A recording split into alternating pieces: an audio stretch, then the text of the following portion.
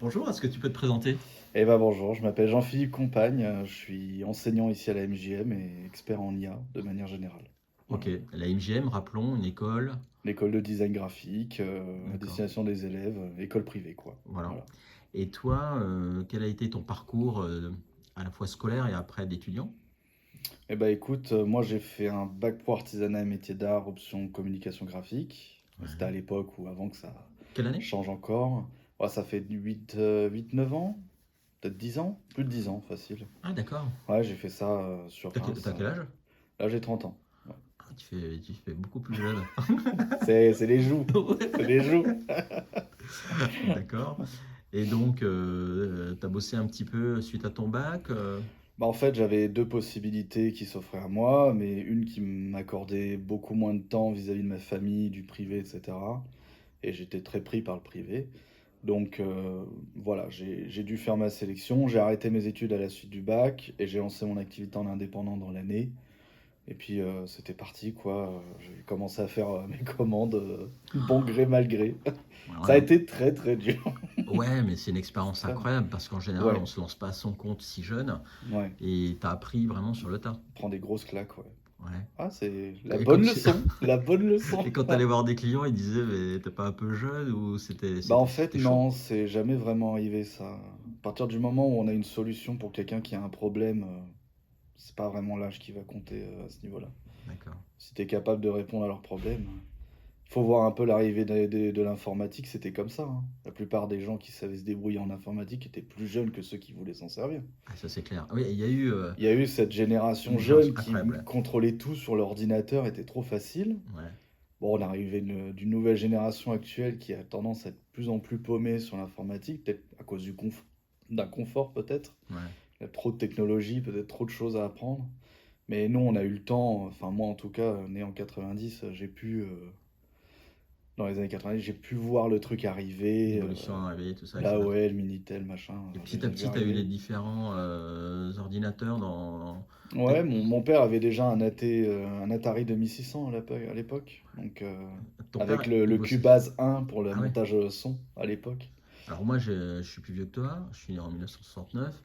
Le premier ordinateur que j'ai acheté, c'était un Auric Atmos. Atmos, ouais. Atmos avec 48K de mémoire. 48K. De 48K. C'est Donc, même pas une disquette? non, Enfin, je crois que c'est oui, ça doit si être pas c'était loin. ça. C'est une disquette, Et ouais. tu branchais ça sur, tu avais un magnétophone, tu Mmh. mettais des cassettes et tout, et l'écran c'était ta télévision, tu vois. Et ça faisait et à la fin, tu avais un, Oui, ça affichait le truc, ouais, ligne par ligne, ouais, là. ligne par ligne, c'était Ouais, c'était juste pixel par pixel. pixel par pixel, tu vois. Donc, Alors qu'aujourd'hui, on atteint c'est 250 images secondes, c'est facilement, du quoi. délire. Avec du rafraîchissement, d'écran incroyable. Après, Et tu vois l'avenir comment, justement, avec l'apparition de l'IA?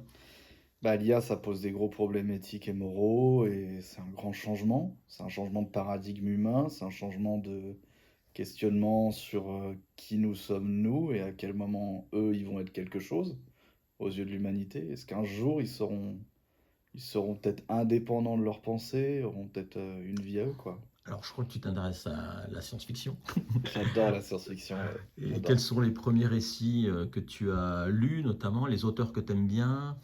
Alors moi, quand j'ai repris la lecture, ça faisait plus de 10 ans que j'avais pas lu de vrais livres de romans et cetera Ouais, et genre, en fait, j'avais cette mauvaise expérience du collège de pas aimer la lecture.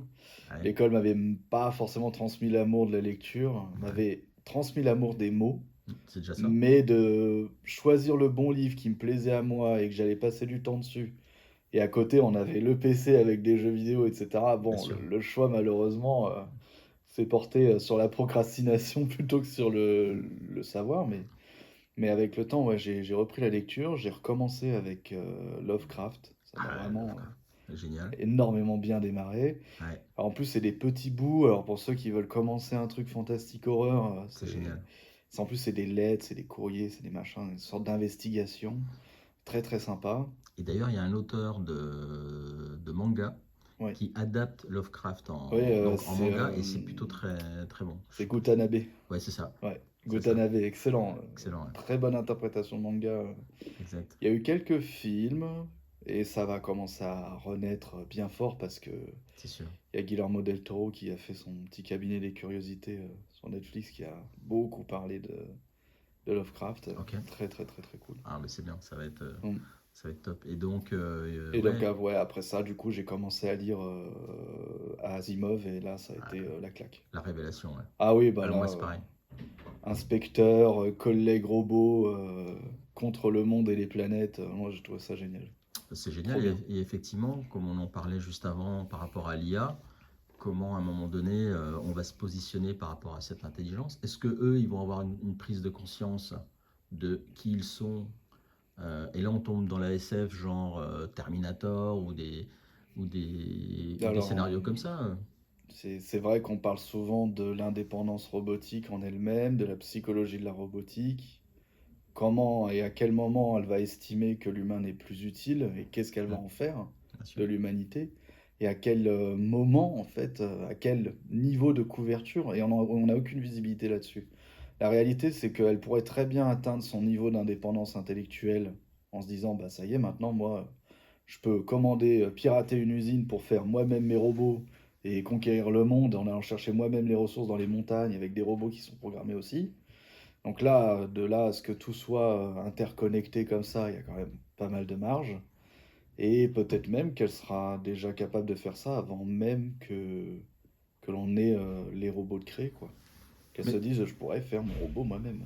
C'est- Donc on ne sait pas en fait. Est-ce qu'il y aura chacun dans un domestique aura son propre robot domestique? Ou est-ce que ça sera apparu bien avant et qu'on aura largement le temps de contrôler? Je pense qu'on aura largement le temps de contrôler ça tranquillement.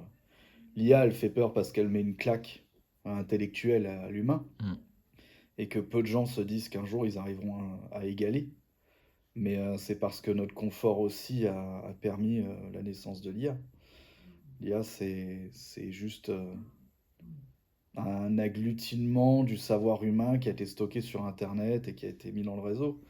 Et à terme, on se dit, bah voilà, il y a tant de milliers de fois que cette chose est arrivée, et il y a tant de millions de fois que cette autre chose est arrivée. Et si on les met en confrontation sur un champ de comparaison normal, bah on se dit, bah là, c'est plus probable que celui qui a été validé 1 million de fois soit vrai que celui de 1000. Et après, ça pose des questions de philosophie. bien sûr. Et là, les questions de philosophie de base, du type la loi du grand nombre, c'est-à-dire que sur 99% des gens, on pense que 99% ont raison s'ils ont tous répondu la même chose, et le dernier pourcent qui a répondu autre chose, va avoir tendance à regrouper vers le 99%, quoi. Il va se ranger. Donc pour l'instant, c'est assez hasardeux. Mais bon, il y a quand même pas mal de robots dans les maisons déjà. Ouais, c'est clair, c'est clair. Mm. Et puis surtout, on est dans une école de design. Je trouve que jusqu'à présent, l'intelligence artificielle, c'était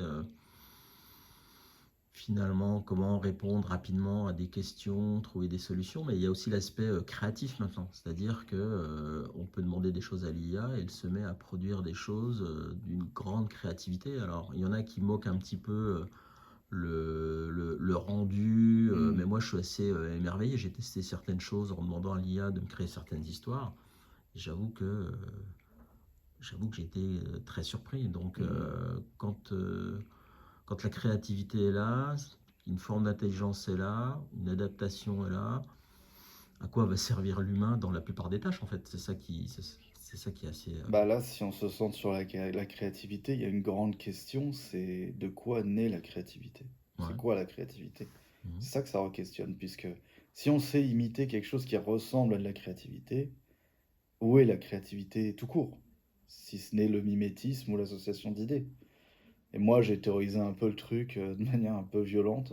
Les gens m'apprécient pas forcément pour ce que je dis. Pourquoi? Bah, je pense que l'humain est très bête, Ouais. génétiquement, et c'est grâce à ça qu'il a survécu. Grâce à Parce sa bêtise, que ouais, c'est vrai que c'est c'est. grâce à sa stupidité, parce qu'il a fallu un homme pour s'injecter l'antivirus, il a fallu un homme pour tenir la torche de feu pour éloigner les ennemis, il a fallu un homme qui voulait rien foutre pour se sédentariser. Il a fallu des gens qui ont testé des trucs qui n'ont pas l'air naturels de prime abord, Alors oui, ou qui mais sont dans la nature mais à des fins détournées. Et pour cette association d'idées et de concepts qui sont totalement différents, il a fallu une forme d'erreur, on va dire, de hasard, de mélange improbable neuronaux entre 2 idées. C'est ce que j'aime bien mettre en place dans l'enseignement de la créativité, c'est que tu as la créativité pour moi, c'est la somme des savoirs de chacun et que chacun, plus on sait de choses, plus on est créatif et ça a été une barrière pour beaucoup parce que certains se disent: «Moi, je veux pas apprendre plus parce que j'ai peur de me détourner de ce que j'aime faire maintenant». Dans ce cas-là, si tu aimes faire ce que tu fais maintenant, fais-le, je continue. Mais si tu as peur d'apprendre d'autres choses et que ça t'ouvre d'autres portes, et c'est ça l'idée de savoir, c'est d'ouvrir d'autres portes. Alors après, Mmh. tiens, c'est intéressant ton approche, Mmh. parce que on a beaucoup de gens qui sont des encyclopédies vivantes, qui ont Mmh. accumulé beaucoup de savoir, Mmh. mais c'est pas pour autant qu'ils sont très créatifs. Ils- Alors il y a une grande différence entre, rat de bibliothèque Ouais, et personne qui pratique et qui met en pratique ce qu'il sait. ouais, Qui ne s'attarde pas juste à absorber de la théorie, ouais. mais qui la met vraiment en pratique et qui confronte au réel. C'est là où les scientifiques se sont surpassés, il y a une telle remise en question de ce que nous savons, que l'on en vient à remettre en cause, ce qui est admis depuis toujours. Mhm, La Terre est plate, la Terre est ronde. mhm, Tout mhm, d'un coup, quelqu'un il a dit: «Ah bah, quand je vois la Lune, elle est ronde, pourquoi la Terre serait pas pareille?» Puis bah, il a commencé à creuser et il a trouvé, ces théories, quoi. mhm. Non, mais par exemple, Mmh. tu peux cumuler pas mal de connaissances dans un domaine. Mmh. Qu'est-ce que je pourrais prendre comme exemple? Tiens, si je vais parler des Beatles. Ouais, Les Beatles n'avaient pas un super niveau de musique. C'était des musiciens c'est assez du rock très populaire, du rock populaire, bien etc. sûr, Ils bien sûr. rencontrent George Martin Ouais. dans le studio de production qui va les produire. Donc Mmh. il leur demande juste de changer le batteur qu'ils trouvent vraiment trop faible. Ouais. Et lui, George Martin, c'est un mec qui a une formation classique et qui est très fort, qui a une grande connaissance à la Mmh. fois de la musique, etc. Et il va s'avérer que le mélange des deux, ça va être explosif parce que Mmh. McCartney, qui ne sait même pas écrire la musique, a des idées, de la créativité dans la tête, Mmh. John Lennon aussi, Mmh.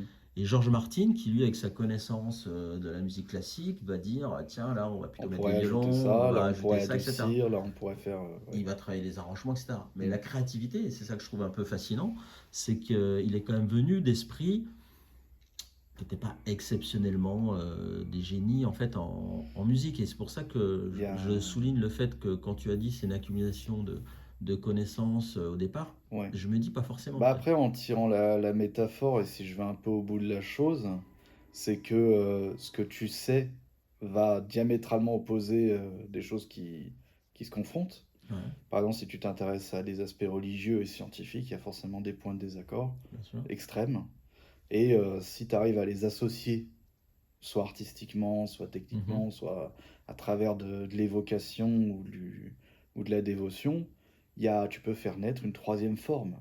Quelque mhm, chose qui ne naît que de ce qui existe déjà, mhm, mais qui est inédit, pas nouveau, mais inédit, qui n'a jamais été édité et qui est vraiment, qui peut faire, pour moi, qui ressemble à énormément de la créativité. mhm, mhm.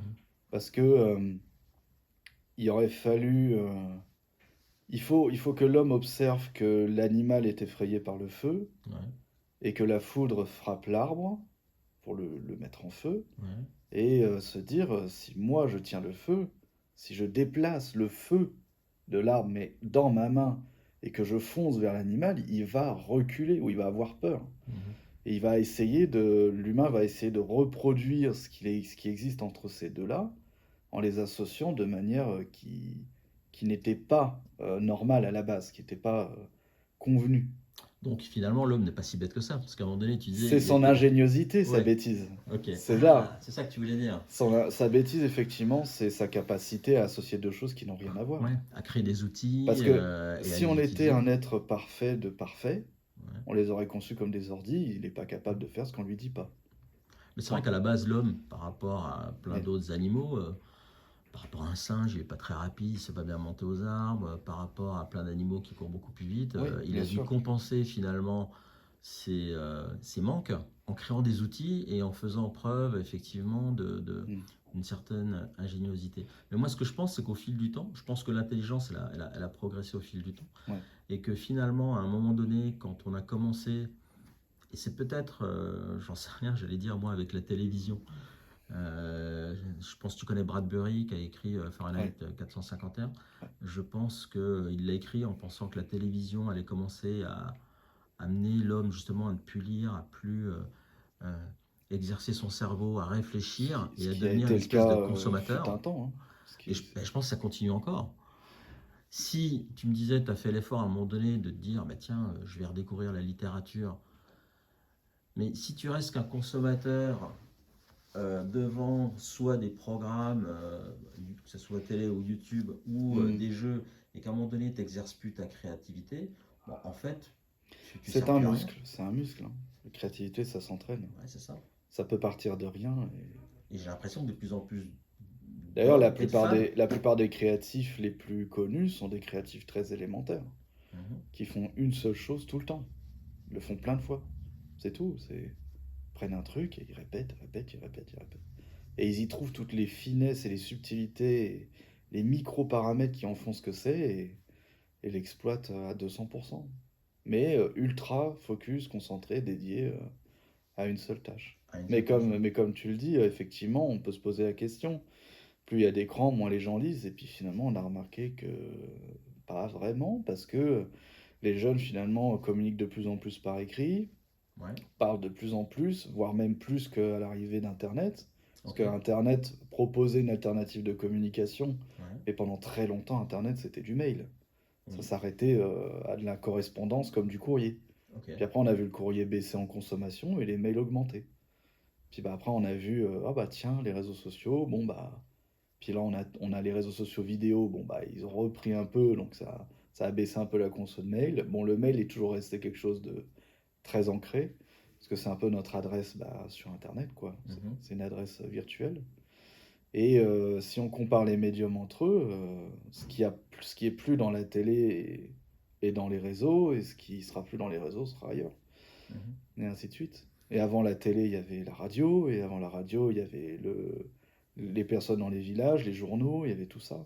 Tout à fait. Donc les médiums, ils ont juste changé de forme, et on est dans une époque où il y a énormément de médiums, mais l'informatique a tendance à vouloir tout remettre au même endroit, comme un Alexandrie 2.0, qui a vraiment tendance à tout mettre au même endroit.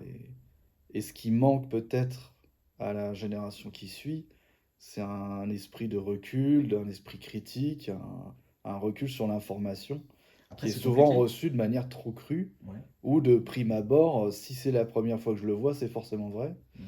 Et en fait, il faut confronter ces idées à de la statistique, à plusieurs manières de faire de la statistique, et il faut replonger finalement dans le studieux pour se défaire de cette réalité un peu violente qu'Internet Ouais, met devant tout le monde. parce qu'avant, tu avais un média, donc il y avait les journaux, quelques. Les réseaux sociaux d'époque, c'est les bars, hein. Les bars, ouais, aussi. Les gens Ouais, discutaient beaucoup au bar. c'est pas mal, ouais. Mm. Mais quand il y a eu la télévision, tout le monde se mettait par exemple devant le journal de 20 heures et recevait, Mm. on allait dire, une information monolithique. Ouais. Ça peut être sujet à débat. Mais Mm. maintenant, avec Internet, tu as l'impression que chacun va piocher son information en s'abonnant à tel ou tel influenceur, journaux, etc. Et que les uns et les autres disent bah, le contraire, ça part dans tous les sens, Mm. personne n'est d'accord. Et au final, on a une forme d'archipélisation de la pensée, Ouais, ça se fragmente. ça se fragmente complètement. Ouais. Et est-ce que ça va pas amener les gens à se taper dessus en fait? Bah, disons que il y a deux visions à ça, j'ai l'impression. Ouais, Il y a celle de diviser pour mieux régner. Est-ce que ouais, ça arrange de diviser tout le monde? Que ça soit si fragmenté que les groupes soient des micro-groupes sociaux mhm, qui se reconnaissent que les uns aux autres, hein, qui vivent que dans des capsules de leur espace de vie social et socio-économique vraiment très confiné? Ou est-ce que à terme, ça sera plutôt une confrontation des grands avis? Je sais pas si ça va. Il y a forcément un moment donné où ça va se coaguler, et que ça tu va. penses? Oui, tout ce qui finit par se fragmenter, devenir trop compliqué, finit par se synthétiser. l'ensemble du savoir des bibliothèques, c'est synthétisé dans une barre de recherche. Donc, Mais est-ce que les gens font des efforts, ont le temps même, de par leur vie, d'aller se renseigner, de se documenter, de faire des efforts? Moi, j'ai il y l'impression qu'ils a, suivent y a pas des assez, gourous. y a pas assez d'une vie. On est obligé de faire des associations putassières dans notre vie, des Ouais. raccourcis psychologiques qui peuvent amener du coup des problématiques de biais cognitifs. On va reparler de l'IA parce que l'IA Mhm. a des gros problèmes de biais cognitifs actuellement, mais ça va s'affiner avec le temps. Elle va s'humaniser, on va mettre des gros mots. C'est quoi les problèmes de biais cognitifs qu'a l'IA en ce moment? Bah, quasiment les mêmes que l'humain, hein, finalement. Parce que c'est l'humain qui alimente l'IA, donc Ok. factuellement, si l'IA est humaine et conçue par l'humain, alors elle a les mêmes problèmes que l'humain. Ouais. Plus elle voudra nous ressembler, plus elle aura les mêmes problèmes que nous. Problèmes d'amalgame, de sous-représentation, d'ignorance, de racisme, de divergences politiques, religieuses, de pornographie, d'aspect même illégal de la pornographie, de violence aussi, de cruauté. Très humain finalement. Ouais. Horrible à dire, mais très humain. Ce qui nous fait peur dans l'IA, c'est spécialement un reflet de nous, qu'on n'aime pas. Ouais. De nous dans le sens humain au grand H, hein. Pas Ouais. nous personnellement, il n'y a pas de subjectivité dans l'IA, c'est très objectif. Mais peut-être tellement, en fait, le problème de l'IA, c'est que plus on met de données plus objectives, et plus on lui met des règles, plus on le tire vers la subjectivité en essayant de lui donner une personnalité, une idée, un concept. Travailler avec des IA, parler avec des gens qui conçoivent des IA, ils auront cette dualité en tête entre il faut de plus en plus de données, et après, il faut traiter ces données, et les indexer, les étiqueter, les classifier ontologiquement, etc. Et ceux qui conçoivent l'IA, ils peuvent garder le contrôle de cette IA, ils l'orientent de la manière qu'ils souhaitent, Hmm. ou est-ce que tu penses qu'à un moment donné, ça va leur échapper? Ça a déjà commencé à échapper à beaucoup, hein. Ah ouais. Ouais, il y a ce qu'on appelle l'effet de la boîte noire, qui est quelque chose qui a surpris pas mal dans les années 90. Il y a eu un hiver de l'IA dans l'investissement, on a arrêté d'investir dans l'IA, parce qu'on s'est rendu compte de deux choses. Une, les paramètres qu'on pouvait ajouter sont exponentiels, parce qu'on avait appris à faire du renforcement. Le renforcement, c'est comme poser 10 fois la question à quelqu'un, de différent dans la rue, et vous allez avoir des schémas qui vont se répéter. Ouais. Et ça va constituer votre certitude dans la vie. Ouais. Et plus on rencontre de gens qui disent la même chose, plus on commence à croire que c'est vrai. Ouais. Donc si les médias s'y mettent, les réseaux s'y mettent, les SMS, les mails, les pubs à la télé, la radio, tout ça s'y met, et que tout le monde autour de vous le dit, vous allez finir par vous dire que vous faites partie des 99%. Par contre, si vous comprenez rien à rien à tout ça et que vous êtes humble, bah vous comprenez que tout ça est un enchaînement d'énormément de facteurs qui sont si nombreux qu'on ne peut même pas les comptabiliser. Que l'humain, dans son cerveau et dans sa capacité intellectuelle, n'est pas capable de se représenter cette complexité. C'est ce stade que l'humain a déjà franchi depuis longtemps Ouais. et qu'Internet a sous-fragmenté encore plus. Ouais. Parce que plus on est connecté à tout, moins on a une vision objective du reste. Ok. C'est paradoxal parce qu'on se dit plus on sait tout, mieux c'est. Plus Sauf que le plus cerveau, j'en il a sais, ses limites. Voilà. plus j'en sais, moins j'en sais. Mais je crois qu'il y a un philosophe qui avait dit ça. Exactement. Bah, paradoxalement, l'humain a ses limites et il a sa matière grise, il a sa capacité en gigas. C'est mesurable mathématiquement parlant. On pourrait appeler ça, je sais pas, de la science, on va dire, de l'informatique appliquée au monde réel. Et la probabilistique de l'IA, c'est un champ qui s'est appliqué là. Donc voilà. Et est-ce qu'il ne faudrait pas mettre une règle comme dans les robots Asimov à l'IA justement, c'est-à-dire qu'à un moment donné, elle ne peut pas prendre de décision Contre l'humain. contre l'humain, ouais. Ouais, quel que soit le Ouais, biais et l'interprétation possible. ouais. Ah, Mais dans le cycle des robots, c'est n'importe qui a ouvert le premier, connaît ces trois ouais, c'est règles, clair. et n'importe qui l'a fini en connaît tous les embranchements. Ouais, mais Parce qu'il y ils a vont pas les mettre ces règles en fait à l'IA, c'est ça le problème. En fait, elles sont déjà plus ou moins appliquées parce que il y a des codes de puritanisme dans les cultures américaines, européennes, asiatiques, qui empêchent les IA de faire certaines choses. Évidemment, elles ne sont pas partagées par tout le monde. On voit des drones et des chiens d'armée numériques dans Russie qui sont déjà déployés. Et c'est assez effrayant. C'est effrayant parce que on sait que ce qui motive une IA, c'est l'idéologie qui l'a créée Bah, bah oui. et le financement qu'elle a reçu. Bien sûr. Le problème reste le même. Ouais, c'est clair. Il y a une finance, il y a une idée, il y a une levée de fonds, il y a un cahier des charges, il y a toujours un truc qui vient certifier le développement du projet et l'amener toujours au point Dans les... désiré, quoi. Ils mettent de l'IA dans les drones. Bien sûr. Et Comme les radars, voilà, donc bien les sûr. drones qui peuvent transporter des armes.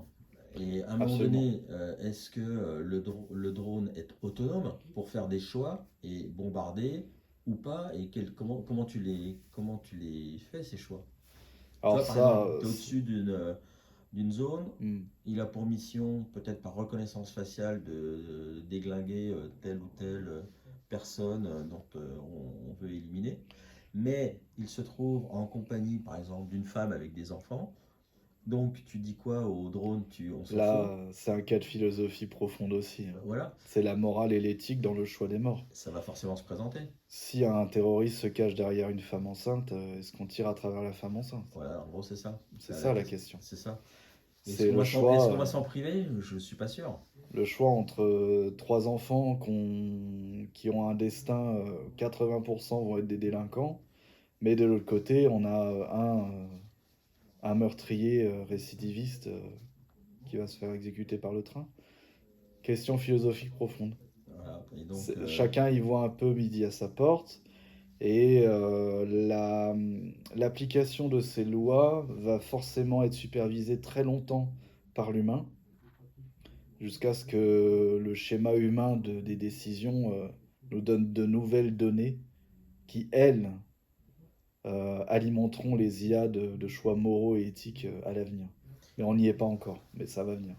oui, C'est mais le souci, c'est que la moralité des humains n'est pas la même à Paris, en Iran, bien sûr, absolument. En Corée du Nord, Mm. etc. Et la problématique, et donc bien souvent, c'est parce que eux se permettent de faire ça, on est obligé de le faire ça dans notre programmation. Et après, c'est l'escalade, quoi. Et Bah, moi, je suis pas optimiste sur la nature euh, humaine. bah, comme je le disais juste avant, hein, si l'IA est conçue par l'humain, elle a ses biais Ouais, également. ouais. Et la guerre et la domination et la soumission, c'est des choses qui sont profondément ancrées dans l'humain. La cruauté, le désir de posséder plus, le capitalisme, le territoire, la religion, les croyances de manière générale. Pas Et alors, forcément religieuses, mais et toi, finalement, toute tu as des croyance. convictions, on a tous des convictions philosophiques, mais tu as des convictions soit religieuses, ou tu as une éthique, J'ai ou tu as grandi là-dedans, ou pas du tout. j'ai tendance à faire un peu à la carte. Je sais que c'est pas très bien, mais Mais c'est l'époque qui veut ça. c'est on est dans une époque qui permet de moins en moins le conservatisme. Disons que la plupart des religions visent, quand elles sont dogmatiques positives, elles tentent quand même beaucoup plus à faire le bien autour de soi, à penser à son prochain et à savoir se comporter moralement et éthiquement, et c'est une très bonne chose. Et c'est très nécessaire, et je pense que le puits sans fond de morale et d'éthique, il provient en partie des religions, également évidemment de la politique et du développement sous Socrate, Platon, etc. Enfin, tout ce qui a été édité dans les bases. Mais personnellement, ouais, j'ai tendance à être plutôt nihiliste dans le fait que la machine reste la machine, tant qu'elle ressemble pas trop à l'humain, et il y a forcément un aspect subjectif à ça.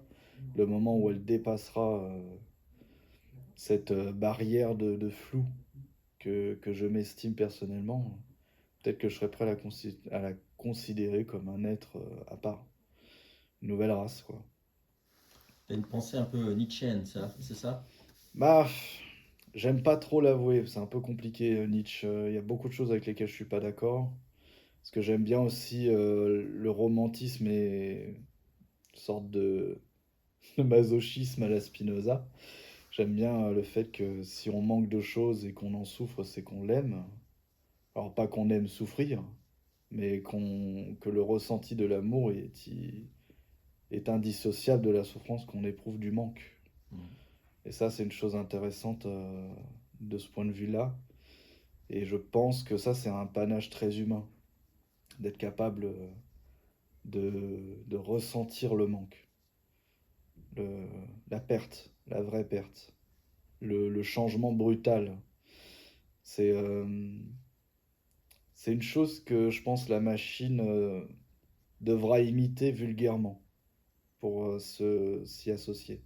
Ouais, peut-être elle aura du mal à comprendre ça en fait. C'est peut-être ce genre de choses, le lien En affectif. fait, Est-ce qu'elle sera capable de le créer ouais, et après de vivre le sentiment de perte? je suis plutôt d'avis de Werber, qui avait fait un livre sur les fourmis, Ouais. qui expliquait que si l'humain s'était comporté comme une fourmi, dans l'aspect social, du pouvoir, de la répartition des tâches, qu'on aurait déjà conquis des systèmes solaires et qu'on serait déjà allé très très loin. Que la sphère de Dyson aurait déjà pris une forme ou une autre, hein, que ce soit la sphère de Dyson en elle-même ou les anneaux, etc. Tous les concepts qu'on a pu mettre en place. Après, les fourmis, c'est un super, c'est vrai que c'est un super roman, mais à un moment donné, chacun, au prix de sa vie, Mm, est à sa tâche. Mais mm. c'est un peu dictatorial comme pensée. Ça enlève C'est la c'est- liberté et. c'est ce qui s'applique très bien aux robots, mais très mal aux humains. Ouais, tout à fait, ouais. C'est ce qui d'ailleurs génère les tensions humaines, hein. Ouais, c'est Le clair. fait de vouloir cerner l'esprit de son prochain au millimètre. Ouais, bah, moi, je pense que les régimes un peu soviétiques, Mm, c'était un petit peu ça, de mettre tout le monde dans une case et ouais. enlever la forme de liberté, la religion également. Mm, Et on a l'impression qu'à partir du moment où où ça s'est effondré, il y a eu un mm, retour religieux et par un mystère ouais. qui est difficilement compréhensible. Beaucoup d'humains ont ce besoin de transcendance, de, de De trouver. parcours initiatique, de Ouais, quête, de quête. d'aventure, de Ouais, curiosité. c'est Ouais, ça. c'est profondément. C'est profondément bien. Et est-ce que Ouais. finalement l'IA, c'est ça sa limite? Est-ce qu'elle Ben, l'aura? la limite de l'IA à la découverte, ça va être sa capacité mémorielle à emmagasiner de la donnée. Euh, Ça sera, par contre, ça à sera de la terme, elle théorie, devra. ça sera pas du vécu. Ah oui, là, on est purement dans la théorie. De toute façon, ça fait un moment déjà dans la conversation qu'on a dépassé la phase de la théorie. Parce que, parce qu'il y a une chose qu'on se pose moins la question, mais qui est beaucoup plus réelle, c'est l'alliage entre les deux. Parce qu'on parle de la guerre de la robotique et de l'humain, mais qui dit de l'alliage? Ouais, quand tu vas le. Ouais, Quand on veut fusionner avec la machine, comment ouais, c'est ça vrai. marche? Ouais, c'est vrai. Et c'est déjà le cas en fait. Peacemaker, prothèse de Ouais, hanche, c'est vrai. On a des parties de machine. des pieds mécaniques, des exo-armures. Depuis Alien jusqu'à aujourd'hui, on en parle des exo-armures, du renforcement musculaire par la machine, Ouais, c'est vrai. des gaines et des muscles imités, etc. Donc, de Mhm. transplantation de cerveau, des yeux, de la tête, tout ce qu'on peut essayer de transposer, on essaie de le faire. À la fin, l'humain va se comporter un peu comme un Lego, hein, c'est ce qui est bon à récupérer, il récupère, etc. La seule grande problématique, c'est cette confrontation à vouloir toujours devenir immortel, la peur de la mort qui est plus qu'humaine, Ouais, c'est clair. hein. C'est, je pense d'ailleurs, c'est le confort de son survivalisme qui lui fait se poser la question de quand est-ce qu'il va mourir, pourquoi il meurt, pourquoi il existe, etc. Ces questions Mhm. existentielles, elles naissent quand on n'a pas à penser aux prédateurs qui nous courent après. Parce que Mhm. si on met un lion derrière nous, on n'a pas trop de penser à comment on va mourir, on sait comment on va mourir, et on essaie d'éviter que ça arrive. Donc là, l'humain est en train d'emprunter un chemin avec Neuralink et le projet de Musk, etc., vers une biosynthèse, on va dire, un mélange entre biologique et mécanique. C'est des choses qui vont énormément évoluer dans les 30 prochaines années, je pense. On aura déjà autre chose. Et là, ça va tout révolutionner. Il y a déjà des personnes qui ont perdu des yeux, qui ont conçu des yeux exprès pour prendre des photos, des vidéos. Donc ils ont un œil avec une caméra dans l'œil de verre. Wow. Et on dit, bah tiens, du coup on peut mettre facilement une caméra dedans, je veux une caméra dedans. Ouais, c'est Donc clair. arrivé chez lui, il retire son œil, il le recharge. Puis après le matin, il se lève, il le met dedans. Machin, il fait de la lumière et il filme quoi. C'est un truc de fou, ça. Donc ça, c'est une des facettes, mais il faut s'imaginer que si on arrive à implanter ces souvenirs captés par la caméra Ouais, en direct dans le cerveau, à travers des électrodes, ouais, et après, comme ou même dans... qu'on se fiche pas mal d'avoir des vrais yeux, mais qu'on ait plus confiance en la caméra qu'en nos propres yeux, Et comme dans Blade Runner, on ne sait pas si c'est ses propres souvenirs ou si ça a été implanté. évidemment, bien sûr. Et ouais, ouais, dans la La Bible, il y a fusion de l'homme et de la machine est pour moi beaucoup plus probable. Et c'est pour ça que j'adopte plus ce côté nihiliste pour le coup. Mhm. Et plutôt même bouddhique, où je pense que le corps est pas très important et que c'est l'âme et l'esprit et la conscience qui est vraiment plus sacré que le reste, quoi. Plus important. Ok, On peut remplacer des membres, mais on peut pas remplacer un cerveau, enfin, pas si facilement, quoi. ouais, c'est clair. Parce qu'on n'est pas encore certain de savoir ce qui se passe quand on transplante un cerveau. Parce que c'est le même problème qu'on rencontre avec, à l'époque de la SF, quand on commençait à écrire sur la téléportation, on se demandait si la première version qui rentrait dans la machine était toujours celle qui sortait. Ou est-ce qu'on tuait pas la première pour créer une seconde?